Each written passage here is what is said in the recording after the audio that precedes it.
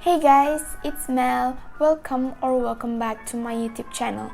So in today's video, I'm going to be sharing the 5 habits that changed my life personally.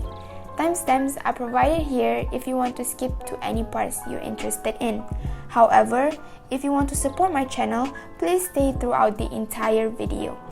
So before I developed these habits, I was literally procrastinating on everything like homework, house chores, and exercising. I felt so messed up and unorganized every single day. I consistently tell myself to be productive the next day, but end up watching Netflix till 3 a.m. These 5 habits have helped me to overcome all of those problems, and I hope it will help you too. So now, let's get into the video. My first habit is writing down everything immediately.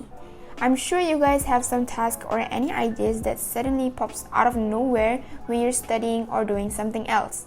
You'll always say that, "Oh, I'll write it down later," or "I can remember that."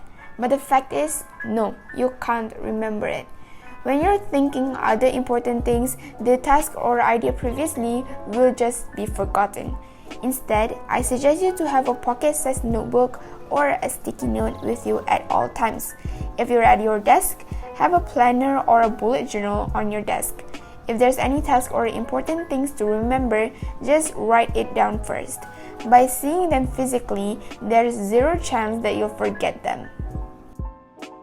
The next thing is the habit of trying to finish as many tasks before evening. When you get everything done first, you'll have plenty of time to chill and relax afterwards. If you ask why before evening, the answer is simple. It is because we will start to feel tired and sluggish in the evening. So, to avoid procrastinating the whole day, you need to get them done first. Then, you can go and do anything else you want, and even procrastinate actually.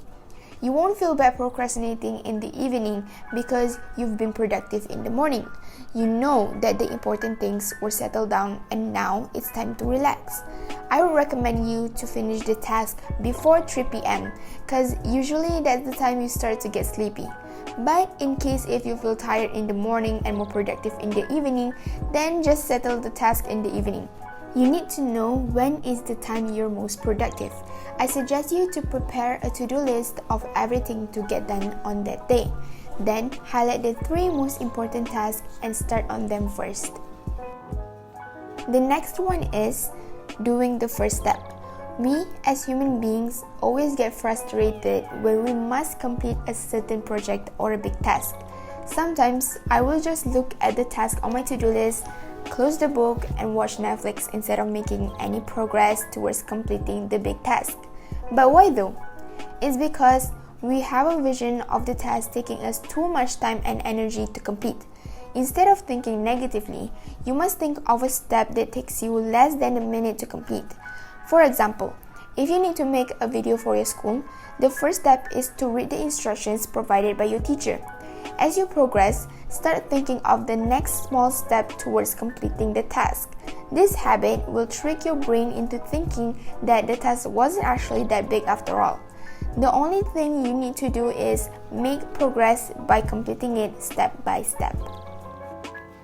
Moving on to the next habit, which is finding the easiest way to complete the task. Some of us was like putting too much effort on a single task and making it look pretty and stuff. However, I totally disagree with that because when you're spending too much time and energy on a single task, you'll feel unmotivated and tired to complete the next task, especially if it is a big one. Back then, I used to do like extra works when it comes to completing my homework, and I noticed that I always do 1 homework a day. This makes my work pile up and harder to complete. Now, what I do is I think of the easiest way as possible to at least complete the task. But I don't mean that you can do it effortlessly. Just make sure it is neat and done properly. This way, you'll get more work done without spending too much time and effort. And the last habit is picking the right choice. We often blame others, our situation, our environment, and even our genetics for our problems. You need to keep in mind that you choose your own success. This means that whatever happened is the product of your action. Before, I also often blame others because I don't want to take any responsibility towards my action. But now, every time before I want to procrastinate on something, I would give myself two choices along with their consequences. For example, I should be doing my revision, but I feel like watching K-dramas. So I ask myself, you have two choices.